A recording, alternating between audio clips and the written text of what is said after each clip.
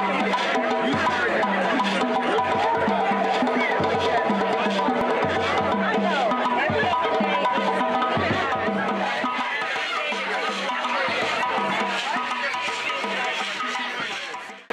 everybody hear? Yes. All right. So the question was, what gets in the way of African Americans receiving mental health services? And I would say the number one thing that I've experienced doing mental health work is an understanding of what mental health is. And also, if I was going to give you something while we're here, to ask you, what is your I am? Who are you? And who do you want to be? Identify what your I am is. Then we start to figure out what exactly is in the equation for you that's in the way of you having a better mental health. And a lot of times, I'll say this, I believe that we have a high tolerance for pain, or at least we believe we do. So we deny ourselves our emotional needs and our physical needs and our relationship needs. Most of the people I've seen behind closed doors, it has been about relationships that they've had. So if we start to resolve that and the generational pain that goes along with that, then I think that people are more readily available for mental health services. Good afternoon, everyone. Mark Staples, pastor of Mount Zion and also a professor at the college. I wrote down several things that could be possible barriers. I think the first barrier is ourselves. The second barrier sometimes is who can we trust? Confidentiality. If I go and talk to Mr. Eric or Dr. Ramsey, will they keep it a secret or will it be posted? You know, though we may not say anything, there's dual roles, and sometimes I'm in the Walmart and someone who I've done counseling with, they want to come up and ask a counseling session, but then it's confidential, so sometimes it makes it tough in smaller communities. I put that as a barrier as well. Then second, I put forward the African American community. You all know what goes on in his house. When our children or young people go to therapists, the first thing we tell them is, you better not tell our business, or I'm going to whoop you. That's right, they don't really whoop them. Y'all get time out here. Well, where I grew up, you got to whoop them. That's right. Second, I said another barrier is poverty, lack of health insurance. Particularly, I think it's challenging for African American males.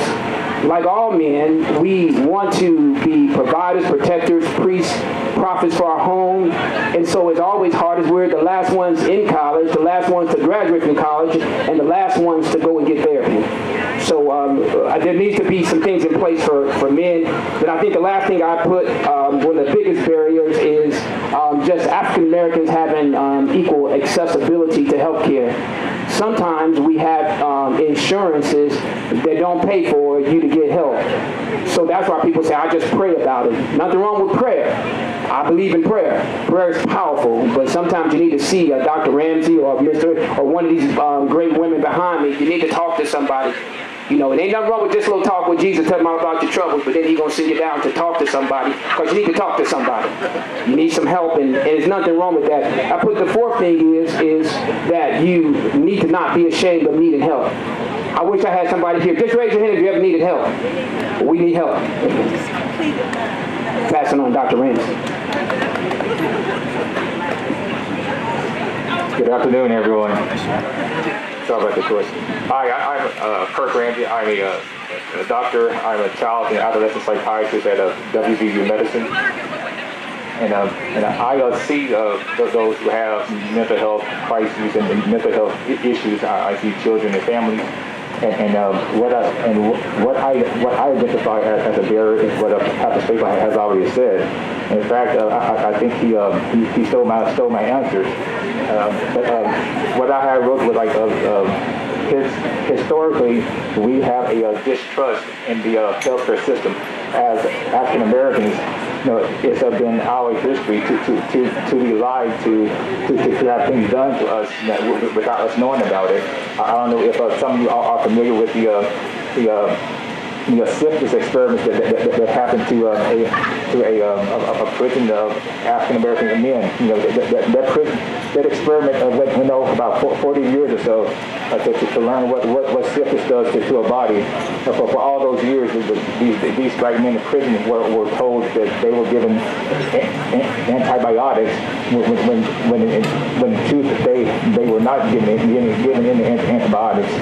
When I was in medical school, I learned about the first phase syphilis, the second phase of syphilis, and the third phase of syphilis, and how it affects the body.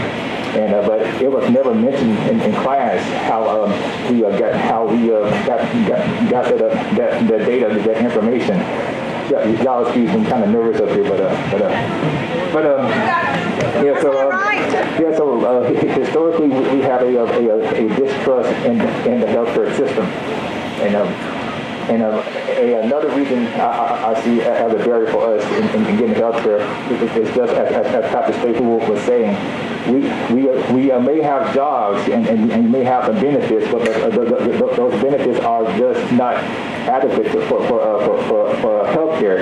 And a lot of jobs that we get as African Americans are those jobs that don't have healthcare insurance. So for me, I think we think about our history, and trusting the medical system, and also just having jobs that are not having enough benefit.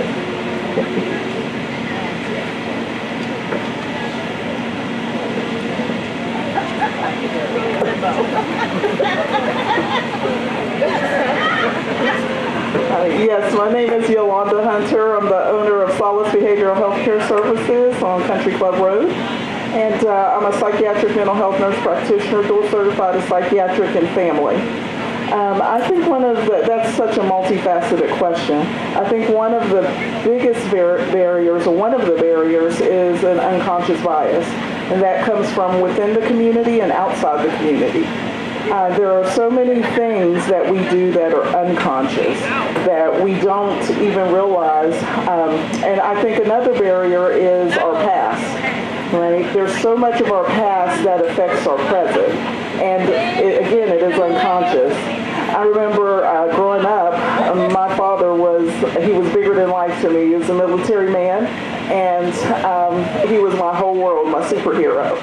And he wouldn't whoop us very much, but he had this look that he could give you, and you knew you had disappointed him.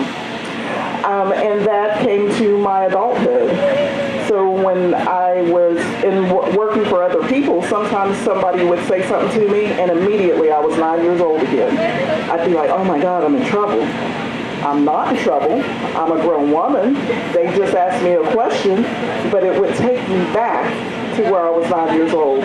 So that unconsciousness exists there.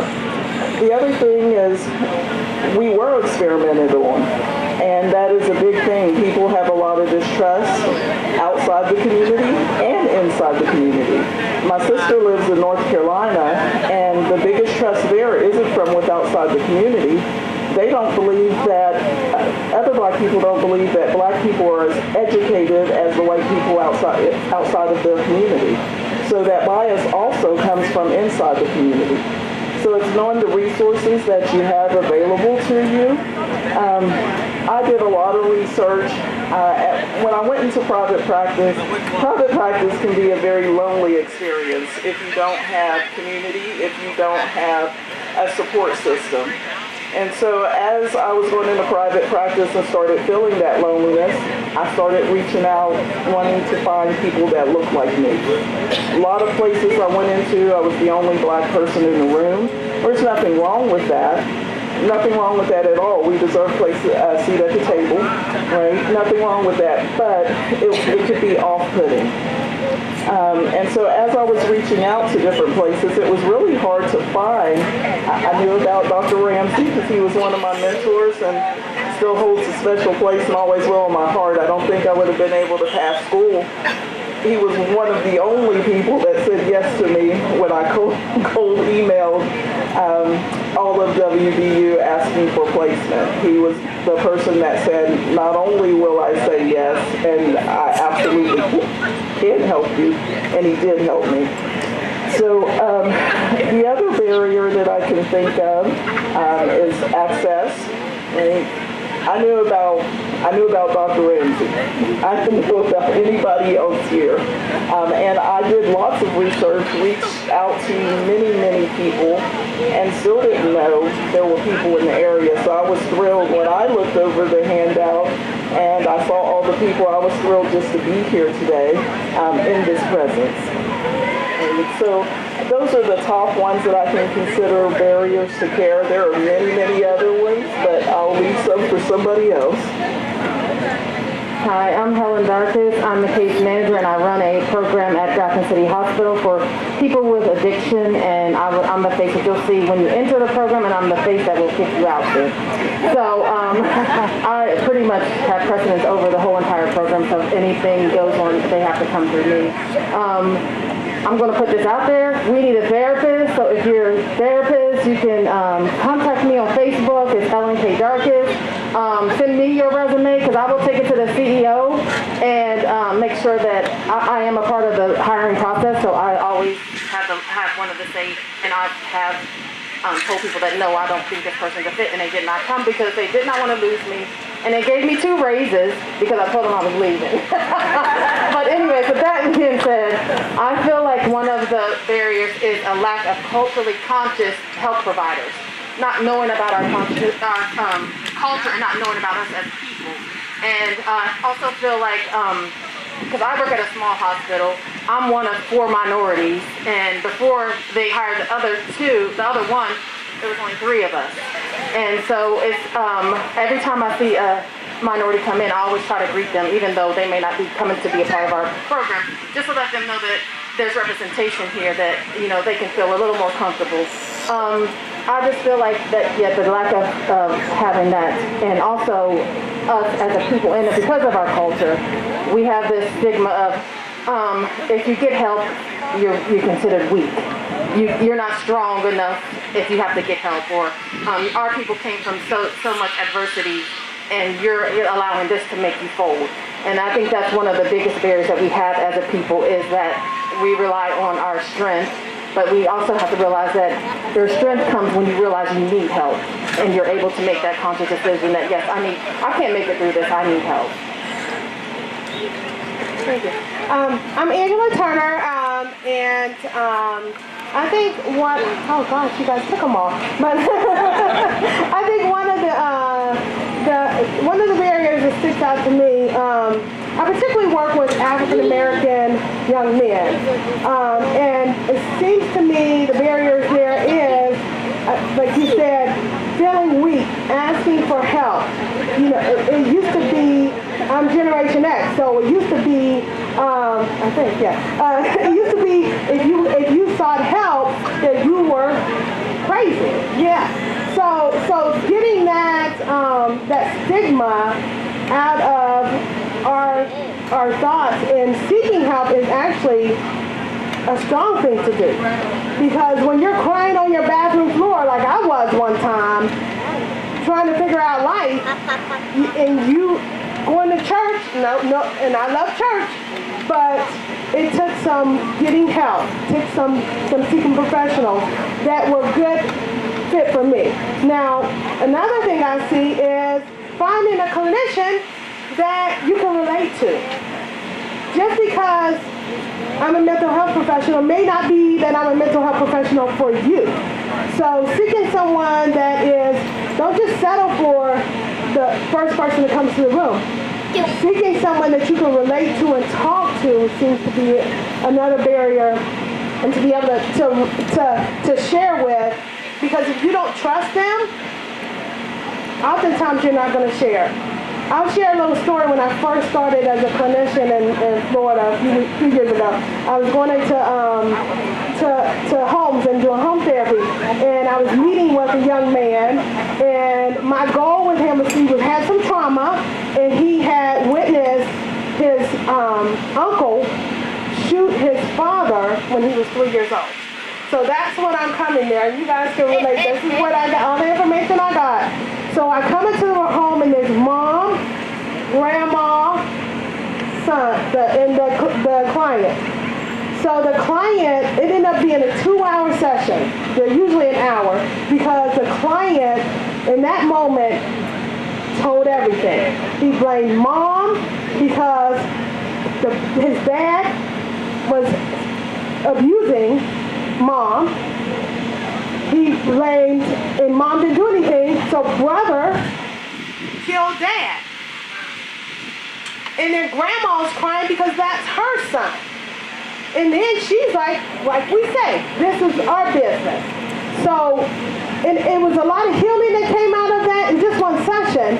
But just imagine if we're able to trust someone and be able to let that out. And being a young man, he healed in that moment. Yeah, it was a lot of hurtful things that were said, but as young men, as children, and I come from the adage that you stay in a child's place, but sometimes we have to, in my experience, take in accountability when our children are saying they're hurting. You know, and it's hard because we come from that generation where, suck it up, deal with it. That's how I was raised. So those are the things I think I can come up with.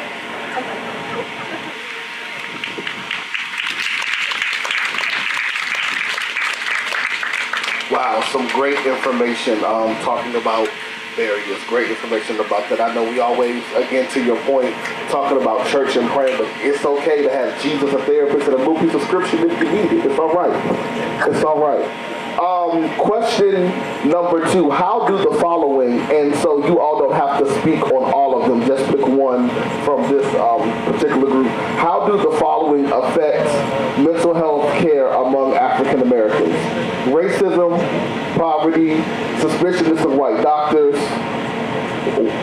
incarceration, trauma, lack of information. From my experience and what I've seen is we're coming in, most of us have already said it, that we're coming from a place of trauma and violence that's historically happened to us as a people. Sorry. So everything's sort of layered. It's sort of a circular type motion. They're kind of linked together.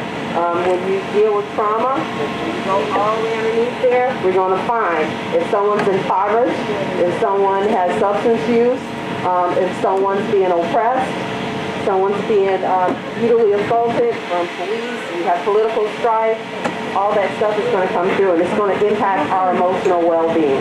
And then all the barriers that kind of go along with that.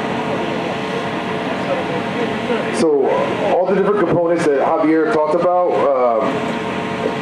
incarceration, dealing with clinicians that don't look like you, cultural competence, I would tell you this, in my experience, right, the brain, I'm going to give you some information. Hopefully it was helpful. The brain stores things 4 ways. It's about power, it's about value, it's about responsibility or safety. And you will find in your life there is a theme that you will live out about either having a lack of power, feeling valueless, feeling like you're not safe, feeling like you don't know about responsibility. If you look at your life and you think about the things we're talking about, that might affect you thinking about your value or power, or if you're safe. And you may end up picking partners to reiterate that theme. I am powerless. So you choose somebody to treat you crazy. Yeah. Or my dad and mom didn't know what to do. My dad was trying to figure it out. My mom trying to figure it out. So now I try to find somebody who empowers me. Really, they got control of me. And I think that what you really have to look at is what are the themes in my life that I have, and what do I want to change? What's the script that I'm living, and can I rewrite my script? Because you can.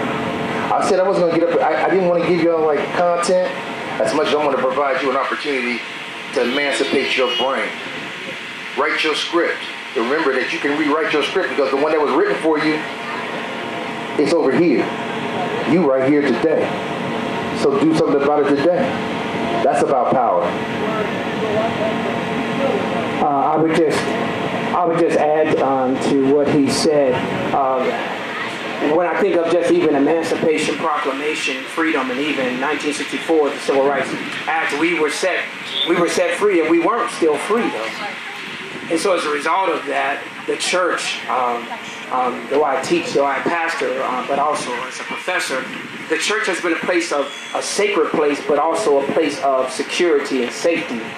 I think the church has lost some of that because people don't feel safe even in the church. So as a result of that, but when racism and things like that occurred, the church was the place where people would go for safety and they would feel security and they would also get encouragement. My thing is I would continue just to say that's what we need to continue to do as a church and as a people of God, to be the place where people can go, because when people feel safe, they'll open up and share. So that question is heavy duty, and I've been thinking about it. And I guess as a doctor, as a physical doctor, and also as a doctor who does emotions and depression, anxiety like that, I think about stress.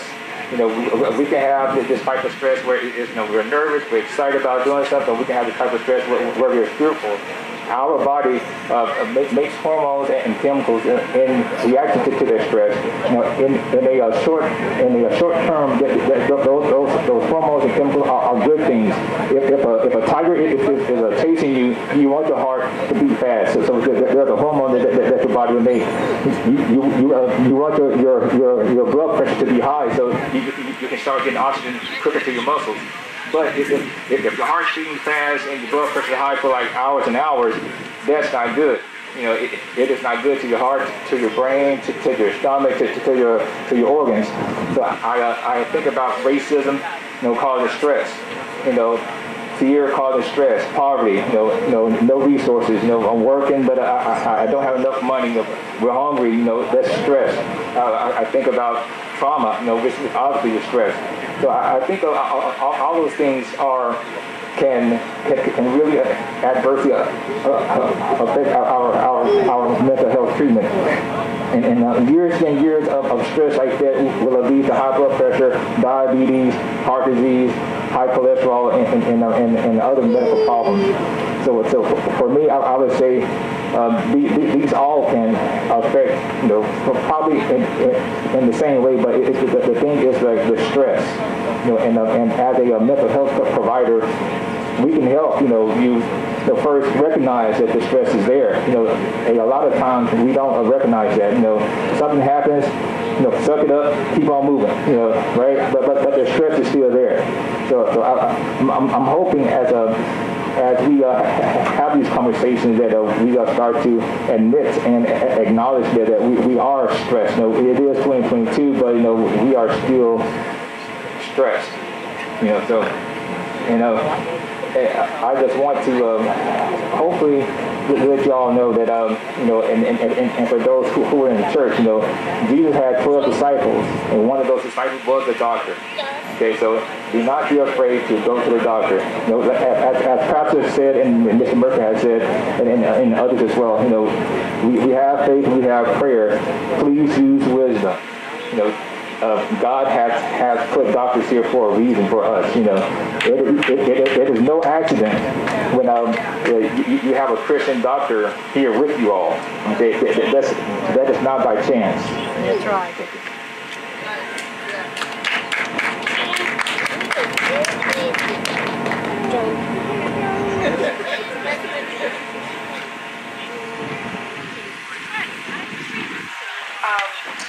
If you think about it, our ancestors were enslaved, and the trauma and stress and grief were so severe it changed our very DNA.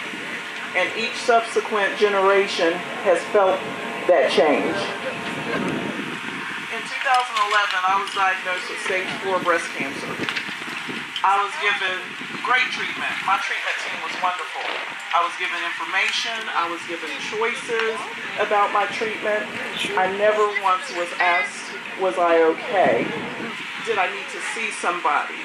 How did it affect the stress and the stress? How did it affect me in my life? I never even knew that I could go, that was an option, that could be a part of my team. And so I always tell people to advocate for yourselves. Right? If there's something that you want to know, ask about it. If you don't know the right questions to ask, be honest and tell people, I don't know the right questions to ask you, but I feel that this is lacking for me, and I want more information about it. A lot of people don't know the resources that are available to them, and myself included. I was in the medical field. I didn't know these resources were available to me. So I struggled with that. The treatment, my family struggled with the treatment, and these resources were never offered to us. So I would say that one of the biggest impacts on us is generational trauma, number one, lack of information, right? And trauma, all trauma is grief, and all grief is trauma. Right? So they all encompass one another. But that top one, if you think about it, racism, that spawned our ancestors being enslaved, it went on to change everything for us. I have a lot to add because if you are part of my Facebook friends, you know that I always have something to say. So I'm going to start with racism. Racism is actually prejudice plus power. If you don't have power, your racism was not going to affect me directly. But if you are in a position of power, like a medical professional, your racism will be directly affect me. So we have to look at that, and we have to go back even to racism when we were considered subhuman. You know, and we may have had mental health issues at that point, but because we were considered subhuman, our behavior wasn't seen as mental illness. It was seen as being savage, as being just aggressive, and having a disruptive behavior issue, not as mental health. So those are things that we have to overcome as well. Also, I wanted to talk about poverty as well. Poverty plays a big part in why we don't seek professional help. You have to think about, I think it was a study that was done in 2018, and 39% of the African American, I think, households were actually ran by just single parents, single mothers, and as opposed to 9% of white households. So you have to think about why was that. Then you have to get into the aspect of health care and getting government assistance. The first thing that government assistance says is there cannot be a man in the household. So therefore we have these single women who are struggling to raise their kids by themselves, have to get Medicaid, and we know that from my experience in dealing with the population that I deal with, most of them are on Medicaid. So finding a therapist that will take Medicaid is also a hard thing. So you have all those things going against us. The racism, and like she mentioned, the historical trauma that turns into intergenerational trauma. That stuff is passed down from generation to generation, kind of like a family heirloom. So we have to kind of address those issues, and I feel like also information, a lack of information in our community. Not to say that we're not educated people, because a lot of things we already know were invented by us. A lot of medical things were invented by us, so we don't come from a stupid people. So we just have the lack of information, and I feel like because we don't trust medical professionals that don't look like us, we don't participate in research, so therefore there's not that research out there about how this medication could affect us as Black people, or the side effects that it could cause for us as a people. So if we kind of get education, and we have that fear also of being an experiment. You know, that's another intergenerational thing that was passed down to us. So if we can get past those barriers and also kind of encourage the future generations to get into professions that will help us to get the health care that we need, that is probably the best thing that we can probably do for our people.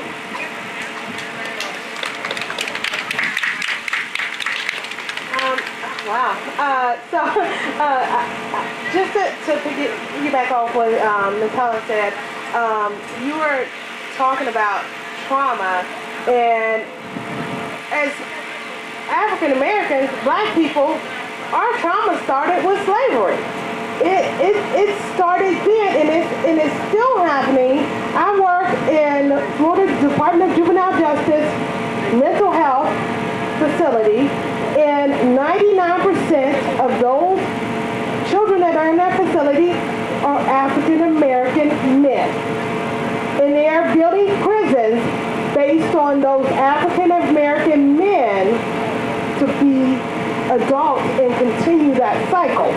So the trauma from slavery is continuing in slavery and incarceration with our African American men.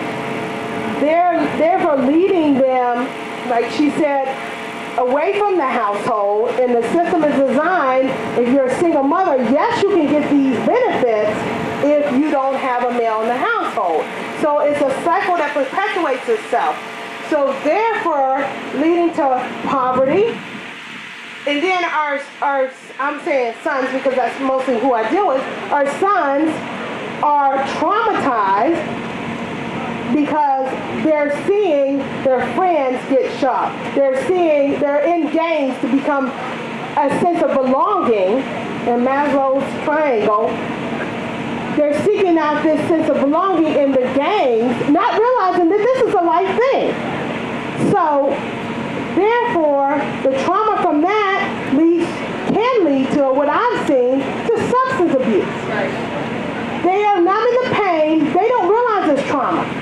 They don't realize it's tough to see you take a bullet. It's tough to see your homeboy get killed. It's tough. They tough because of that. They don't realize that is perpetuating the trauma, and then they go and use substances, which makes them cool, and then they use more substances to numb the pain. So then this entails substance abuse, therefore leading to African Americans from substance abuse men away from the home. So it's a cycle, and when African American men, I'm focusing on that, don't break that cycle by seeking help or speaking to a clinician, because that is the cycle that they're in. So there we go back to finding clinicians that will take your insurance if you have Medicaid. So I guess I could talk about all the problems, but what are the solutions to these problems? What are some things that we can do to stop this cycle of our African American experiencing trauma, and then being away from the home, which therefore leaves single mothers. And I love some single mothers, but it's a difficult job. I'm not saying it's a difficult job, you know. So I guess I'm not necessarily talking about the barriers, but what are the solutions? I think the solution is more African American clinicians that look like us. I work for a program called HISTA. I don't know if anybody knows of that. Before I left West Virginia, HISTA, Health Science and Technology Academy. Yes. So that program rose, and Mr. Mikey, that was my girl. You know, yeah. She was in the program. A lot of you guys, I had your children in the program, but they are growing up to be these doctors. They're growing up to be these psychiatrists. They're growing up to be these nurses, and they're getting free tuition in the state of West Virginia. So I think those are things that are gonna stop the cycle when they see people that they can trust that look like them, that in the medical field, in the mental health field. Thank you.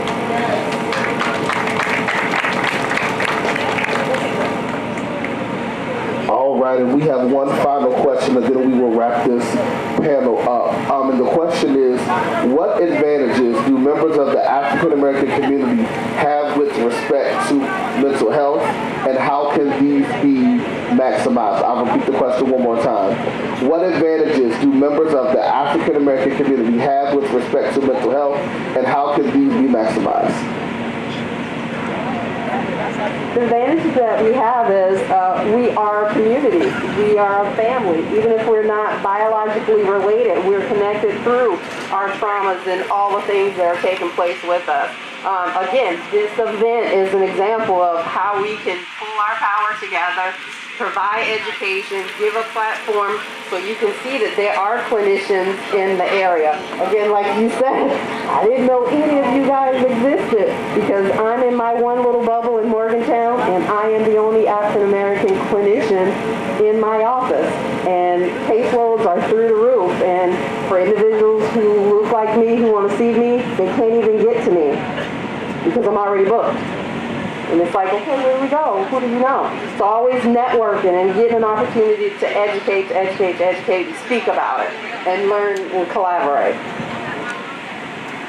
All right, so I was going to say, I'm glad you said that. So I work at the Center for Excellence in Disabilities. I'm their mental health specialist, right? So I just started here 9 weeks ago, but I've been a clinician for about 21 years now. If you have a disability or if you have a family member that has a disability, that is the gray area for you to come and see me for free, and my book is open. So I'm letting you know right now that I love doing therapy. I am not a gatekeeper. I have none of that stuff. I'm not that dude. But I'm a skilled therapist. And I'll be more than happy to see you. And you can call me tomorrow. Not tomorrow. Excuse me. Monday, the Center for Excellence in Disabilities. I'm dead serious. And the other part to it, I saw people shaking their head about the grief. What you said about grief was dope. That was, sorry. I'm going to tell you my definition of grief. Change plus loss. Change plus loss equals grief. And the change could be an expectation. Say you have somebody you thought was cool and you find out they're not. You go through grief. Say that you lose somebody, you go through grief. So it's change plus loss equals grief. And the other thing, I just want to say this again. You said something about men, and I really want to say this about men. My man said, what is the thing that we have? My son is 14. He won the state in wrestling last year. This year he took third. We'll talk about it. He ain't never made a B. We'll talk about it. But I'm going to tell you, he was at a men's group that some students were there. And I said, yo, bro, what is it about being a black boy here in Morgantown? I swear to you on everything. He said, genetically, I'm dominant. And everybody in the room was like, who is this little boy? And he was like, I'm not joking to you. He said, I'm my dad's son. And I know who I am. So what I'm saying to you, I really want to say this. It's not a big up on me. It's a big up on talking to your young dude about who are you, bro? Like, why is that skin so rich? Why you look so powerful? Why you so rich and just dope? What is that? And then he got no choice but look at his ancestors. He ain't got no choice but to look at what it is. And here's the crazy thing. Say that your daddy or your mama wasn't doing well, but you doing better than them. That's right. Ain't that you honoring them? Isn't that you honoring them? And a lot of people don't know that when you do that, you right there, you changing the game. You're changing the narrative. I thought it was going to be generational, and I got a job. I'm a CNA. I'm going to be a nurse. My kid going to be a doctor. Boom, boom, boom, boom. And we build. That's how you do it. Genetically, remember that you are you are great. My bad. Wow, that's amazing. The advantage that I believe that we have is interesting because as a professor of clinical counseling, when George Floyd passed away, as you know, many conversations occurred that had not happened before. We walked, we protested, we shouted, we screamed, some even broke windows, all kinds of things. But the good thing that came out, I had some of my students that were in the master's program that asked questions and began to ask questions about what that really meant. And it opened up an opportunity for more exploration and deeper training for what I call cultural competence for counselors. And here's what I say to this. Even though all of us, we may have different shades of you, there are some things that Brother Eric may experience being from West Virginia that were different from me growing up in Cincinnati in the hood. So what am I saying? What am I saying? So even us, we have to learn the culture of the people. Right? So here's also one thing. When I came to West Virginia, I had never heard of a pepperoni roll. But Deacon Smith took me to have my first pepperoni roll. And the students had to teach me, my white students had to teach me, and blacks too, what a holler was. I thought that means you holler at somebody. But it's a holler. So here's what I'm saying. We are made up of, the advantage we have is we're just not mind and body, but we're mind, body, and spirit. Yes. And the spirit is important, not to knock Dr. Ramsey or the others, but the model that exists now is not potent enough. It just deals with the emotional and the psychological. But we're not just emotional and psychological. No, we're spiritual as well. He said, they that know me, they that know me, he said, they'll know me by my spirit. And here's the other thing that it needs to be, you need to understand in terms of the advantage we have because you are a believer, you are a child of God. The Lord is your shepherd, you shall not want. He makes you lie in green pastures. Here's what I want to say. In Psalms chapter 23 and 4, the Lord restoreth your soul. Yes. Can I help somebody now? Because this is where the spiritual it collides with the psychological. Now, Jesus and the Bible talk about the mind all the time, but we need to understand the advantage I have. When you go see a clinician, you need to let you know that I'm also a Christian. I'm a believer, and I need to know that you need to understand. So you have to educate them on that, and then if not, then you need to connect your church, your pastor. You have to educate them because that is important, because that's the holistic approach. If all you look at is the mind and body, then you're going to go crazy. There's a whole lot of people with good bodies, good minds, and they're cuckoo for Cocoa Pops. But we need mind, we need body, we need spirit. How do I know? And you need to have some good friends. You know the story about Job, and I'm going to finish up right now. Job lost everything. Talk to me, church. He lost everything. He had 3 friends, and you guys know who they were. You might be sitting next to your 3 friends.